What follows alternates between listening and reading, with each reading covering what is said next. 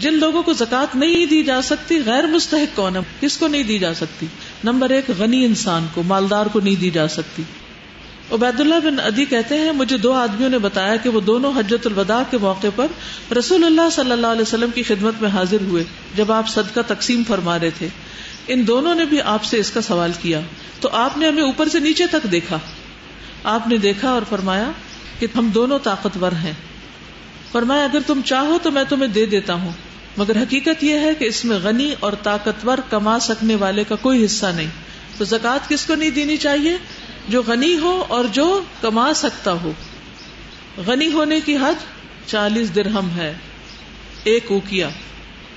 جس کے پاس صبح شام کا کھانا ہو اس کو بھی نہیں مانگنا چاہیے. رسول اللہ صلی اللہ علیہ وسلم نے فرمایا جو شخص مانگتا ہے حالانکہ بقدر کفایت اس کے پاس موجود ہو وہ اپنے لیے آگ کا اضافہ کرتا ہے.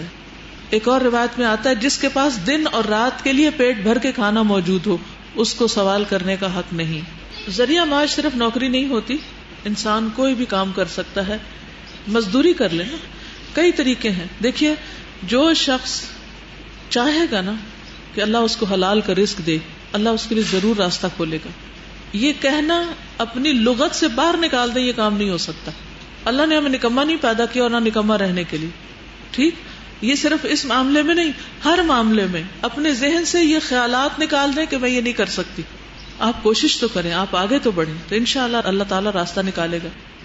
غیر مسلم کو زکوٰۃ دینا جائز نہیں سوائے تالیف قلب کے، جب وہ مسلمان ہونے والے یا نیو مسلم.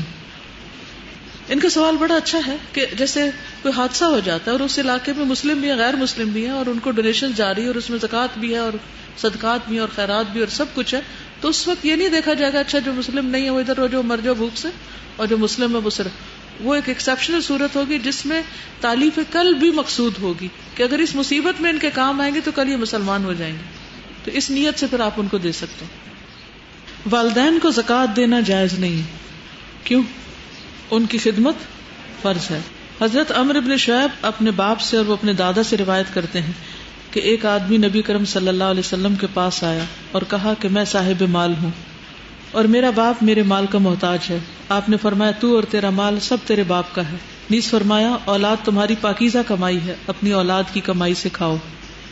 انت و مالک لابیک، تم اور تمہارا مال دونوں باپ کی ملکیت. جی ان کا سوال یہ ہے کہ بیٹوں کا مال جو ہے وہ تو باپ کا شمار ہوگا، کیا بیٹیوں کا بھی ہوگا؟ جو ان کا ذاتی ہے وہ تو ہے لیکن جو شوہر کا ہے وہ نہیں ہے.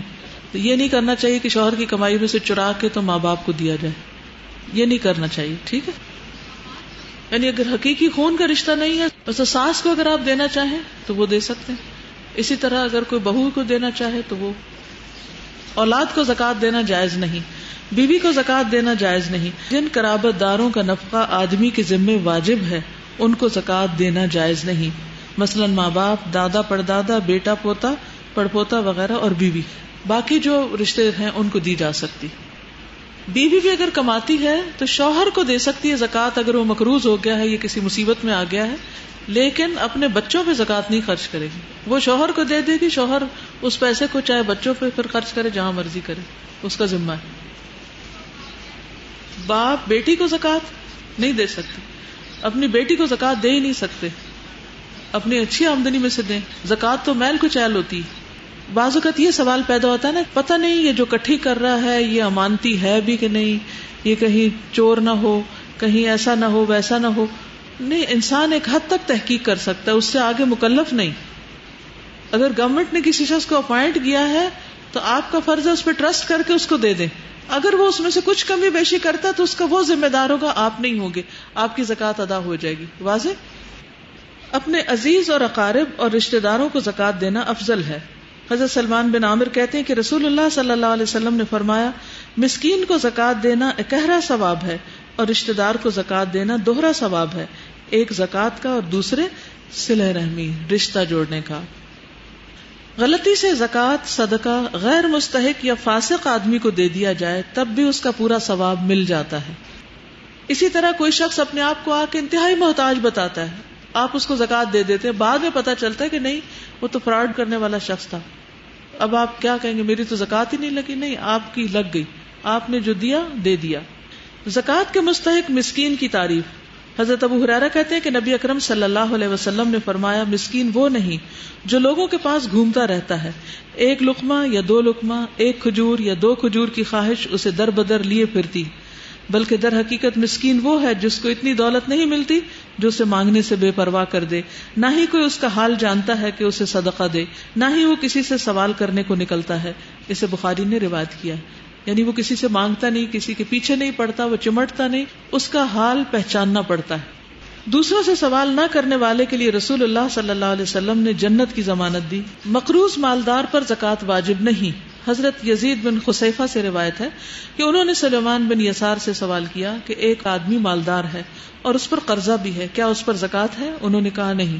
جس مال کے واپس ملنے کا یقین ہو، مثلا قرض یا پروویڈنٹ فنڈ، تو اس پر سال بسال زکوٰۃ دی جائے گی، لیکن جس مال کے ملنے کی امید نہ ہو، جب مل جائے تو گزشتہ تمام سالوں کی زکوٰۃ ادا کرنے کی بجائے مال زمار کی طرح ایک مرتبہ زکوٰۃ ادا کر دینا کافی ہے۔ مقروض پر زکوٰۃ نہیں۔ اس کی کئی قسمیں ہیں مقروض کی۔ ایک وہ ہے جس کے پاس گھر ہے، گاڑی بھی ہے، لیکن اس پہ کوئی تاوان آ گیا، اس نے کہیں سے قرضہ لیا، کار کا ایکسیڈنٹ ہو گیا یا کچھ ہو گیا، وہ مقروض ہے۔ تو اس کے پاس اگر کچھ ایسا سامان ہے کہ جس پہ زکوٰۃ لگتی ہے، کوئی بزنس ہے، تو وہ پہلے اسے قرضہ ادا کرے گا، ٹھیک ہے، زکوٰۃ دینے کی بجائے وہ اس زکوٰۃ اور زکوٰۃ کے علاوہ مال سے قرض دے گا، اس کو زکوٰۃ نہیں دینی ہوگی، کیونکہ قرض ادا کرنا فرض ہے۔ تو جب دو فرض برابر آ جائے تو دیکھا جائے گا کون سا دونوں میں سے مقدم ہے، پرائرٹی کس کی ہوگی۔ تو مقروض کو سب سے پہلے مال کما کر اپنا قرضہ اتارنا چاہیے، زکوٰۃ نہیں۔ ایک مقروض وہ ہوتے ہیں جو جان بوجھ کے مقروض بنے رہتے ہیں، گھر ہے، اس کے پاس سب کچھ ہے، ایک اور گھر قرضہ لے کے بنا رہا ہے،